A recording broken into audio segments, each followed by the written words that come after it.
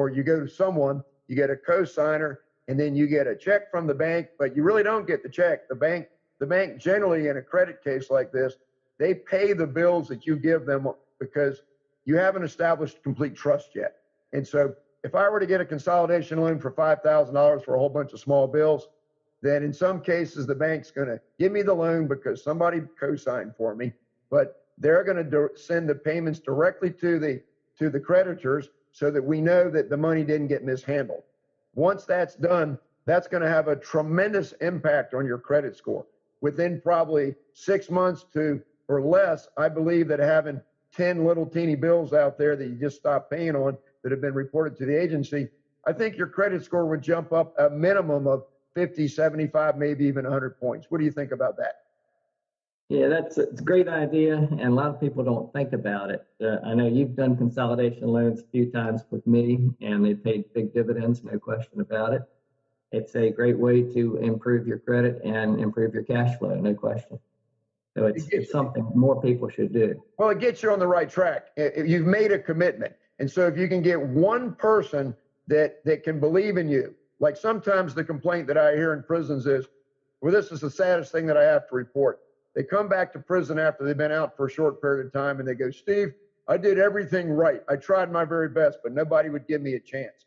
Well, start living right. Somebody will believe in you, and then take that opportunity and don't screw it up, and then start rebuilding it through the process like we're talking. Because once you start living that way and paying your bills properly and stop spending money you don't need to spend and pay down bills, etc. Well, Don, I could go on forever with that. The other three shows kind of do that. Is there, the Equifax report, we were going to base this conversation on that. And let me just give a piece of lead in.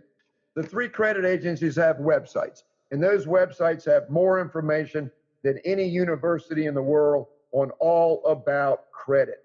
They want you to get your credit straight. And so about 6 years ago, I was reading on the Equifax website, Equifax.com. And I just started reading all the information that explained everything we're talking about today. And I got this 6-page article off of it. They have hundreds of articles, but this one article, I started passing it out in prisons across the country, and the state of Virginia said thank you to me. They said all the information they've ever used to teach people about credit, this is by far the best article that really is a simple way to process and understand what you and I are trying to talk about today. So I tried to get approval to be able to print this, use this, etc. And I believe it's going to be forthcoming, but in today's age of litigation and everything else, nobody wants to say okay. But so I'm going to go ahead and look at this Equifax report with you for a minute and just read through the categories. And if there's one that we haven't covered, we'll stop and hit it. So it's Equifax.com. TransUnion has the same type of information. Experian does also. It's all there. So if you really want to change your life and do right by yourself and everyone that you interact with, just make it a habit to do things the right way. And it takes a little bit of education and a lot of discipline. So what information is included in my credit report? Personal history, credit history, inquiries. We didn't cover that much. Just real quick though, because we're going to try to shorten this up. Every time somebody does a credit check on you, it's going to reduce your credit score by a few points, because people that historically are having a lot of people check their credit, they're kind of in a desperation mode sometimes where they got to get their hands on money. So the credit report is so sophisticated that it's going to hurt you. Is that fair to say? That is totally fair to say. Okay. Public records, it's got a lot of information. We don't need to go into that. What is not included in my credit report, you already covered. Your checking account and savings is private information. How long does negative information stay on my credit report? 7 years basically is the guideline. We'll go from there. Credit accounts, we talked about those. Collection accounts, once they're in collection, it's going to hurt your credit report tremendously. So communication, stay out of collection, so on and so forth. Bankruptcy, that's interesting. When people go through bankruptcy, what's that do to their credit? It basically kills it, and it'll be on the record for up to 10 years. And there's not a whole lot of credit you can obtain during that 10-year period unless you have cash collateral or something else that is basically foolproof, where the bank could take it and sell it and get paid in whole. But I'll tell you this, a lot of those credit card companies and so forth, once they know you've gone bankrupt, they know you have no debts, and they know you have no credit, they start throwing credit cards at you left and right, because we've talked about it in my other shows. The credit card is a game that was intended to be a trap. They want you to spend your money on credit that you can't afford. So I don't know if I said it in the show, but live within your means and sacrifice for things that you can't really afford. Okay, so it keeps on from there. And we talked about how can you get a copy of your credit report. Okay, so you know a lot about that. If somebody needs a credit report, what's the easiest way for them to get a hold of it? Well, one way is to apply for a loan, or there's a number you can call and get a free credit report every year. Now, the credit report you receive for free doesn't include your FICO score, but it has all of your credit history in it, and that's really all that you need. You can tell at a glance whether you're going to have a 650 or an 800 score based on the information contained in that report. And it also tells you all your accounts in case you see some on there that are incorrect information. You can take it upon yourself to start trying to straighten it out. And be careful that you don't go to one of these credit fix agencies that charges you money, because they're in to make a profit, and they may not be your best avenue. There's a lot of public agencies that will help you. So we've talked about what factors impact my credit score, how's it determined, what's a good score. We've covered it completely. See if there's one last page here that I want to reference. Why is it different from the other? Why are the three scores slightly different? We know that. Okay, well, I think we did pretty complete. Don, let's end the show with a couple minutes of me saying thank you to you, Don. We've known each other for a long time now, pushing 40 years or so, and we became very close friends. And you were the first board member of Right Thinking Foundation. You have a heart for what I'm trying to do, and the show you're doing today and other shows. It's just so wonderful that you're doing that. But I just want to continue my thank you. My story of all that I've been through with my health crisis and all my other kind of stuff, that's documented out there. I try to use myself as an example. Would you speak to a minute of your banking relationship with me and what we've gone through? Because, you've helped me through rebuilding my own life, and I owe you so much of a thanks for that. So how about speaking to that for a moment? Because I think that'll sum up everything we've tried to impart today. Sure, I'd be happy to. Yeah, for those in the audience, I've known Steve, as he indicated, for about 38, 39 years.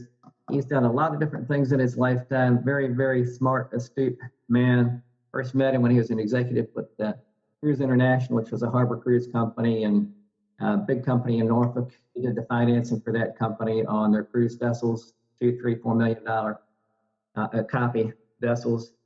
And then he went into, very successful there, went into a couple other areas. He became a real estate developer. He's always been a counselor for small business. We have a small business development center in Norfolk, and probably has counseled, 500 to 1,000 individuals and companies over the years, and performed great service for all of them. When he became a developer, things worked out very well initially. He built a couple of houses. His company built a couple of houses. He and a partner. And then they got into a marina in the Ocean View area of Norfolk, and that worked very well. Then he got into a project in Elizabeth City, North Carolina, a residential development project.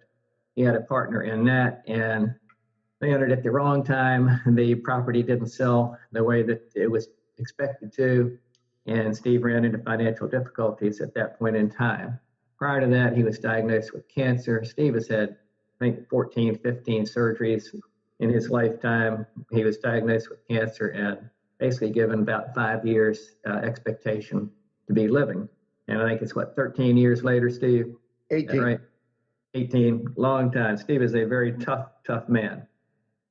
So when they had the problem in Carolina, fortunately he had a partner who was very, very well off, and really did totally trust Steve.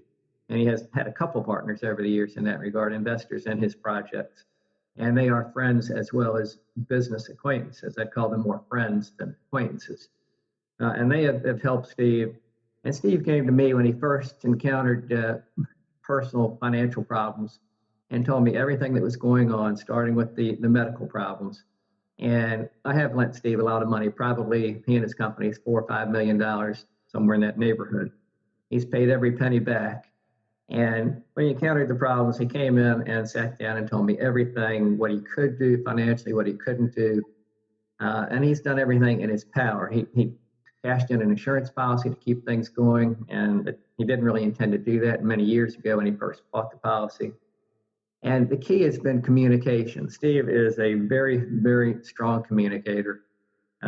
He talks a lot, but he says a lot of good things. And there's two kinds of people that talk a little and say good things, and people that talk a lot. And Steve talks a lot, but 95% of what he says is very important. So when he came in and talked to me and explained the situation, my nature, of course, is to try and help as many people as I can. And I knew that he had the character that we've spoken about throughout this meeting to do whatever was in his power to accomplish.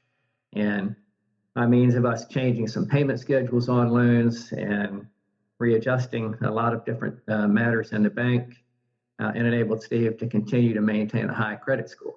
And for what he's gone through, and I've never dealt with anybody like Steve before that's been through so many changes in career, having the medical problems and having the wherewithal, both morally and physically. He's just a tough individual. He's done everything he ever could. He's never missed a payment with me, and that goes back many, many years in a lot of different endeavors. So that's really what maintaining credit. If anybody's ever maintained their credit properly, Steve epitomizes that, because it's been going on for a number of years now. It's not just 2 or 3 years. It goes back much further than that. And once again, he had the ability, first of all, the wherewithal to tell me about everything that was going on. Second, he had friends, business friends, who totally implicitly trusted in him and did whatever he needed.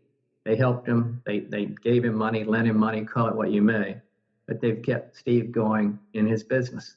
And that's what you need to have. You've got to have the character, the integrity, and the relationships with people who are really willing to step up to bat for you and do whatever they can in their power to assist you in what you're trying to accomplish. And it's a testimony to Steve that he's been able to do it, and not a whole lot of people could have. I've made a comment to Steve before that most people in his position would have filed bankruptcy years ago, but he's not that type. It's the integrity and character and the moral compass that he has. They wouldn't allow him to do it because he's a fighter. I mean, I've seen him do all these surgeries, and I know what he does. He's a karate. Is it Karate Steve, or what is it? Yeah, it's karate, martial arts, other things too. Yeah, but thank you. Yeah, and he's a champion in that area too, and he's continued to train people in the martial arts throughout this entire ordeal. So I commend him for many, many different things. One, he's tough as can be. He's spiritually strong as he can be. Morally, he's strong as he can be.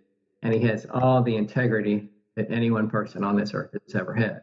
So he really is the epitome of what character is and how you maintain credit. If everybody in the world had Steve's spirit, attitude, strength, we wouldn't have any financial problems. But there's very few people like him. So I'm proud to serve on his board, and I'm very happy that I was able to help him over the years.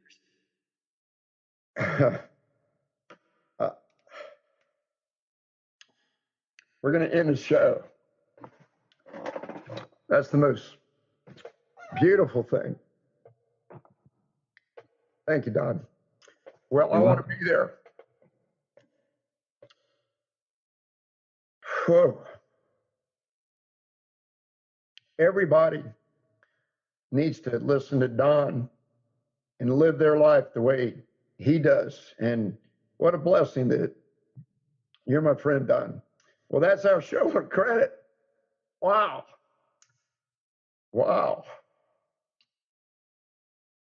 Don, thank you. And I know that it's going to change lives. God bless you. You too, Steve. And thanks again for the opportunity. Thank you. Thanks for listening to Right Thinking with Steve Copeland. I look forward to being with you again next week. And remember, don't quit, plan ahead, it will get better. God bless you and have a great week.